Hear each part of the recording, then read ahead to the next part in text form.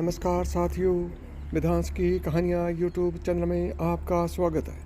आज मैं आपको देसी बहू और विदेशी बहू के बारे में बताऊंगा।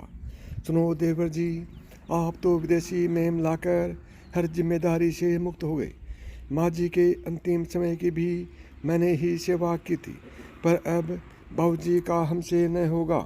पल पल पर उनका पुकारना, कभी यहाँ दर्द कभी वहाँ।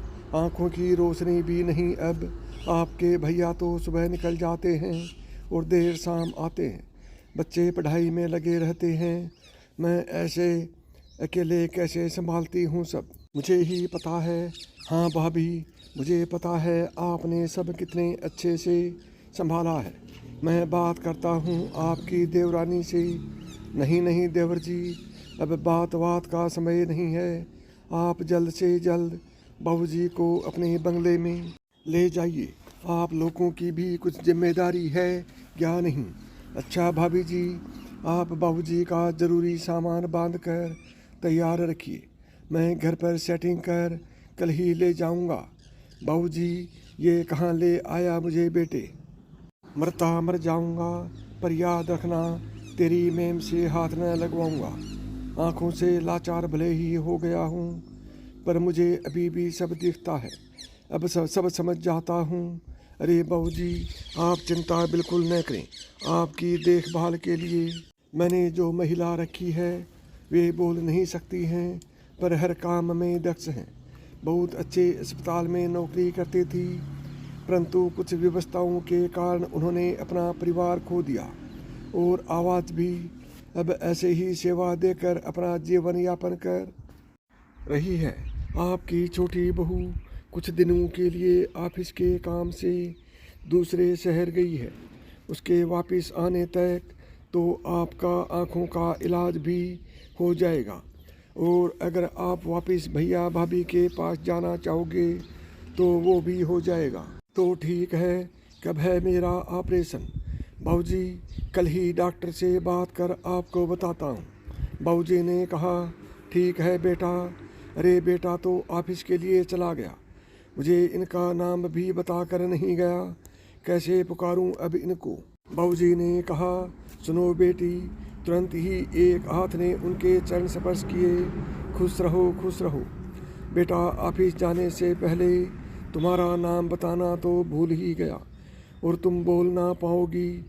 आज से मैं तुम्हें बेटी कहकर ही बुलाऊंगा, ठीक है ना?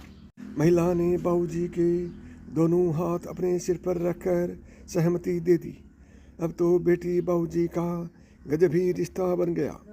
बाबूजी के कुछ भी मांगने से पहले सब समय से हाजिर रहता। बाबूजी भी इनको अपनी बेटी मानकर उससे बातें करने लगी। हफ्ते भर बाद आँखों का ऑपरेशन भी हो गया। बाबूजी पट्टी खुलने पर सबसे पहले अपनी बेटी को ही देखना चाहते थे। मन के तार तो जुड़ गए थे, पर बेटे ने बताया कि अब वो महिला किसी दूसरे की सेवा में लग गई है और उसने पिताजी की सेवा के लिए ऑफिस से छुट्टी ले ली है। अब वह उनकी देखभाल करेगा।